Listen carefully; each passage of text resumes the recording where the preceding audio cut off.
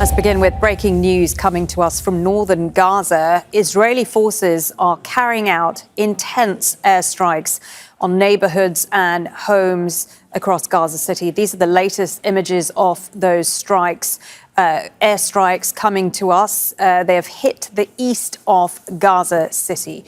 More with our correspondent Hani Mahmoud in a second. Meanwhile, more and more Palestinians seeking aid in Gaza are losing their lives. More than 770 Palestinians have now been killed by Israeli forces and American security contractors at sites run by the notorious Gaza Humanitarian Foundation, backed by the US and Israel.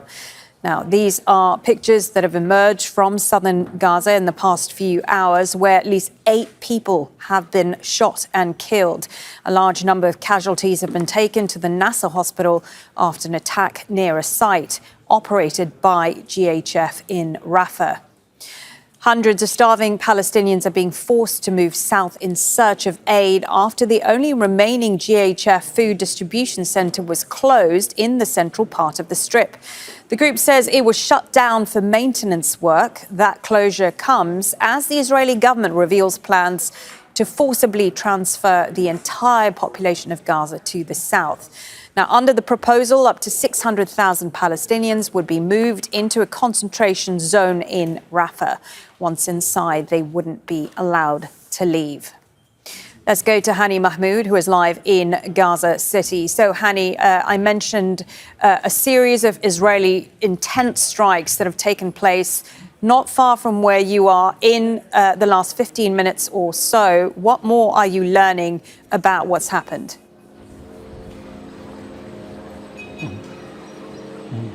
One more airstrikes at the same location. Again, we could see the rising dark cloud of smoke from the same exact area. Now, so far, this is what's available for us right now. The Civil Defense Department said close to 20 bombs were dropped on that particular area. That's Yafa Street and the surrounding area, more of the northern eastern part of Gaza City, adjacent to al-Tuffah neighborhood, where at least a whole entire residential neighborhood came under this heavy bombardment by these quake bombs when the attack happened. We're talking about 5 minutes of ongoing explosions that's forced us here to duck down, just given how intense the explosions were.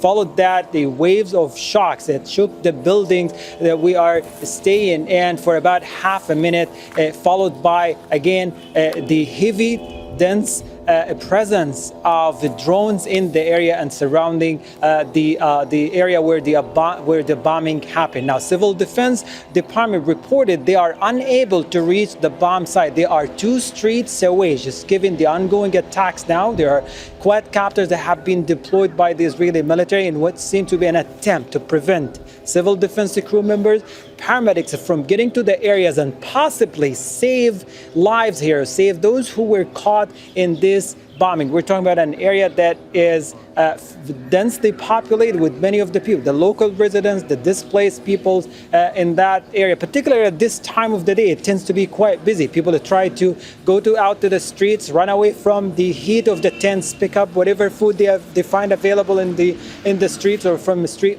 vendors, and go back to their tents. Paramedics and civil defense group, one more time, they're unable to get to that area because it's still active. The airstrikes and the attacks are still happening. There is a dense presence of the quadcopters and the drones hovering in the area, impeding the work of the civil defense crew members.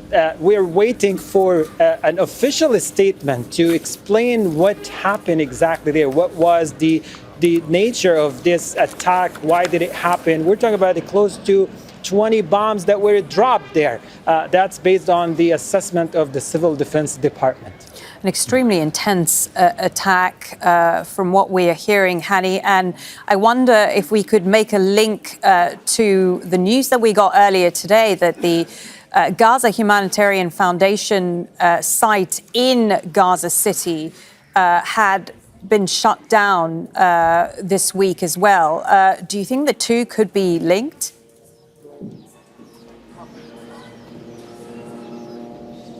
What we're looking at for over the past week or so, and since talks about ceasefire started to surface, I mean, the hopes were on the rise as the proposal surfaced on and made headlines. But now what's going to happen is quite uncertain. We're seeing as the talks continue, we're seeing a surge in the attacks. We're seeing more of the deliberate prevention of people getting aid from the areas that are supposed to be safe and prepared well for them to pick up aid. But the decision of the GHF, the Gaza Humanitarian Foundation, to suspend operations, leaving behind thousands of Palestinians without any other options to find food. First, because the GHF ran what can be described as a monopoly of humanitarian aid. It pushed away all the other organizations, including UNRWA, that has a better system of aid delivery.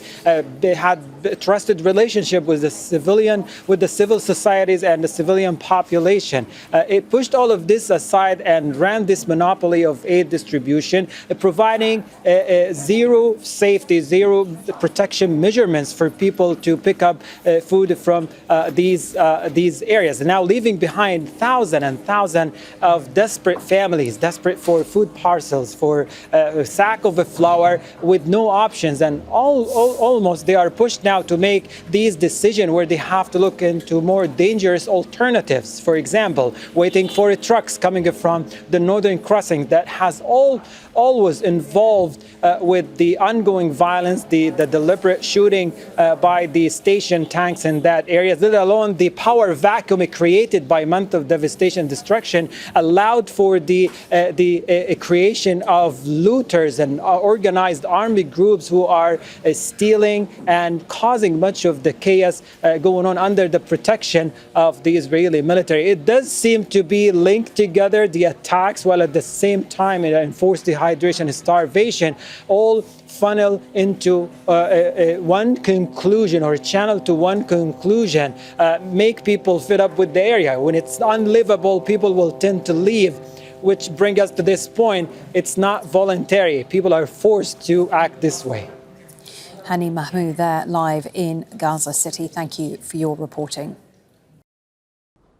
Make sure to subscribe to our channel to get the latest news from Al Jazeera.